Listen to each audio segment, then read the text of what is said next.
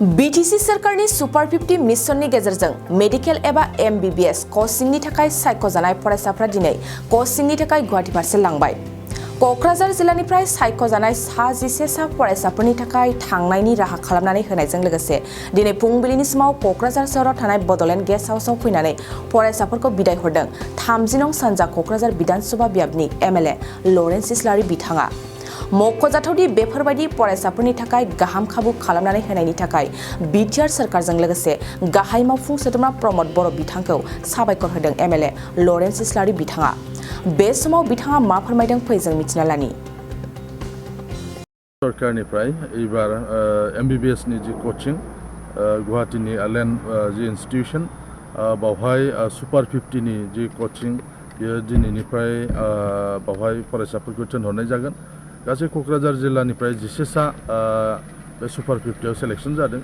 दा बिथांमोनखौ आङो दिनै बे बडलेण्ड जि गेस्ट हाउस बे गेस्ट हाउसनिफ्राय बिथांमोनखौ थांनायनि जे राहा बे राहाखौ आङो खालामना होदों। बिथांमोनजों दान्दिसे सम नुजाफैनानै बिथांमोनखौ बिदाय होनाय एबा बिथांमोननि थांनायनि जे राहा बेखौ खालामना होदों जाहाथे बिथांमोना फरायसाफ्रा आरो दिथागिरि गार्जेनफ्रा जाहाथे मोजाङै गुवाहाटीसिम सौफैनो हायो बेखौ जोङो खालामना होदों। आसा खालामदों मिजिंथिदों जे 11 दान बिथांमोना कोचिं लाखांनायनि उनाव MBBS नि जेला एन्ट्रेन्स होगोन अब्ला बिथांमोना जाहाथे मोजाङै मोजां उथ्रिसार जानो हायो बिनि मोनसे आसाखौ जों मिजिंथिदों। थांनाय बोसोरनिफ्रायनो कोचिंआ जागायदों। बीटीसी सरकारा थांनाय बोसोरनिफ्राय इन्जिनियारिंनि थाखाय कोचिं होदोंमोन। क'क्राझार डिस्ट्रिक्ट लाइब्रेरियाव 50 फरायसाफोरखौ दोननानै दा बिदिनो गोबां फरायसाफ्रा 28 फरायसाया IIT आव बिथांमोना मुं थिसननो हाबाय आरो बिनि अनगायैबो एकलव्य जि इन्स्टिट्यूशन दिल्लीयाव थानाय बावहाय 50 फरायसाफोरखौ UPSC नि जि कोचिं बे कोचिंआ दायो सोलिगासिनो दङ।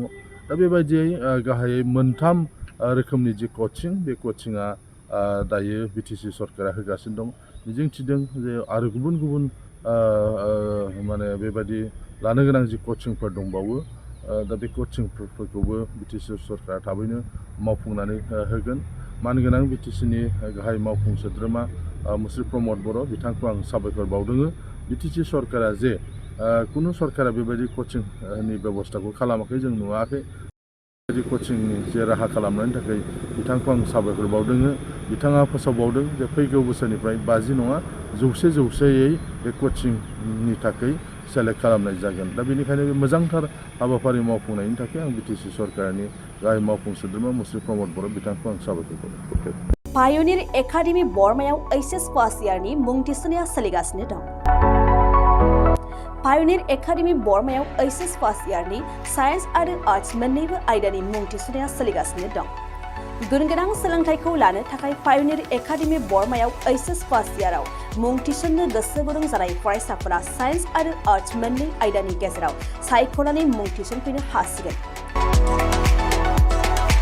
पायनियर एकाडेमी बरमायाव आलादायै नीट आरो JEE नि कचिंबो होफानाय जायो। पायनियर एकाडेमी बरमायाव थानानै फरायनो हानाय राहानि थाखाय हौवासा आरो हिन्जावसानि हस्टेलनि खाबुबो दं।